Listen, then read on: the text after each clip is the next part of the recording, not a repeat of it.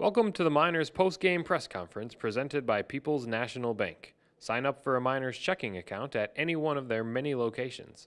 People's National Bank, proudly serving Southern Illinois for 100 years. Now, here's manager Mike Pinto. This was important to them, so they're watching to see what happened.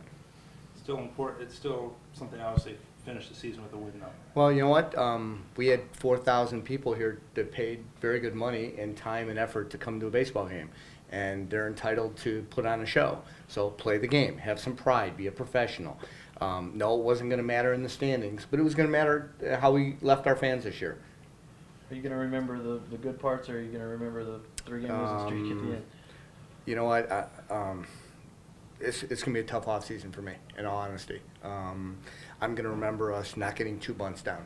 I'm going to remember us not getting a bunt down last week at Rockford, and giving up the lead last week. That in the second game when we had a chance to sweep it with 4 outs to go.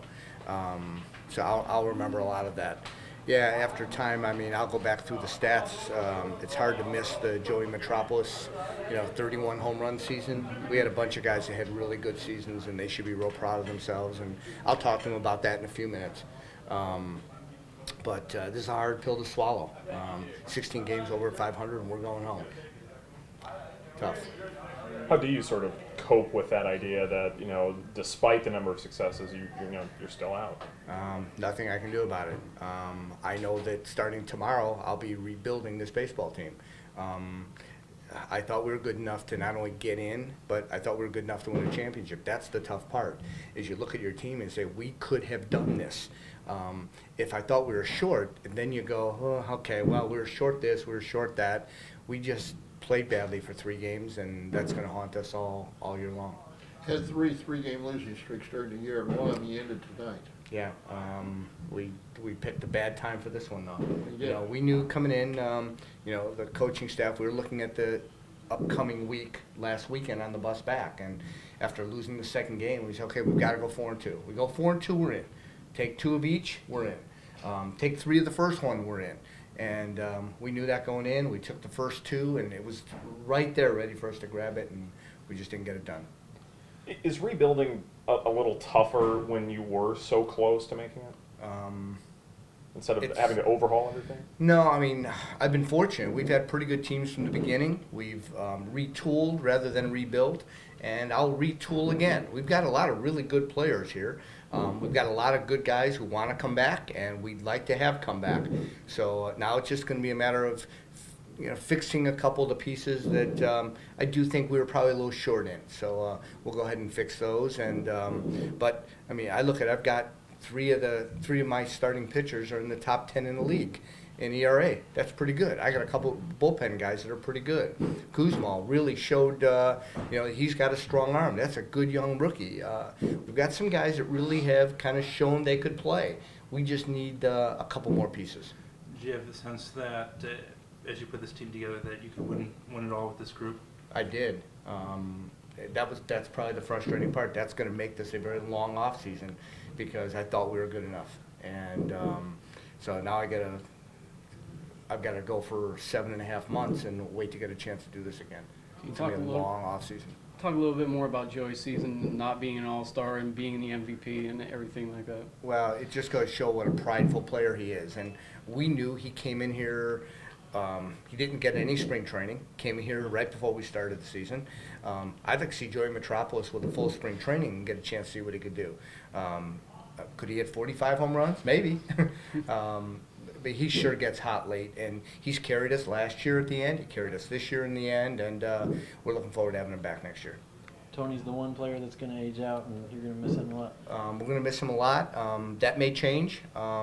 There's currently discussion about a possible rule change, so we'll see what happens there. But if it doesn't go through, we'll certainly miss him, and we're going to miss him from a lot of ways. Not only how he plays the game, but his leadership on the field, in the clubhouse, the quality of character he is. He is just at the top of my books, and is certainly, if I were to list the top 10 my favorite players, Tony Roth would have to be there, no doubt about it. Obviously, this organization has a lot of best in the frontier leagues that make it easier for bringing in the players you want to bring in.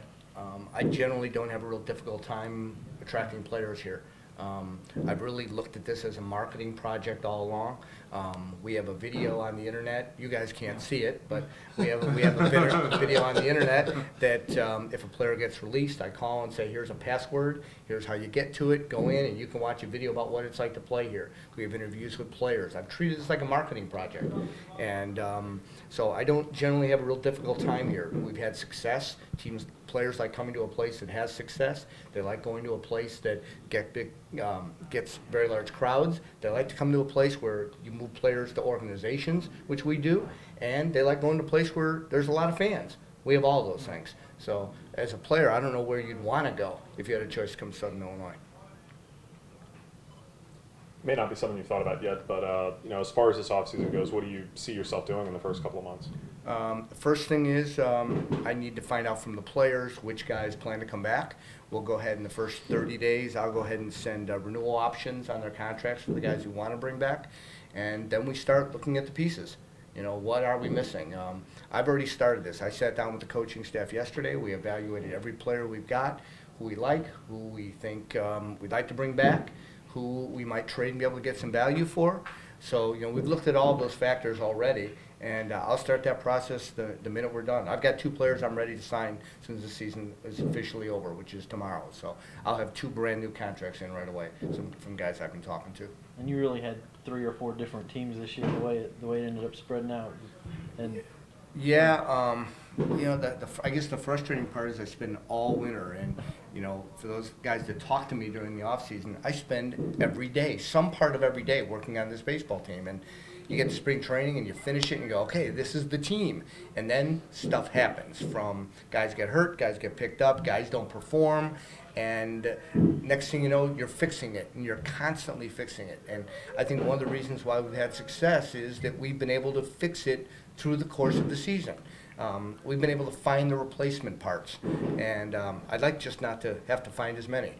that also goes to show guys like Brad and Joey and Tony that were your mainstays all year. Yeah, that's important. You have to have a base of guys that is the nucleus of your team, guys that know how to represent to the new guys what we're looking for here. What does the coaching staff look for in them as players?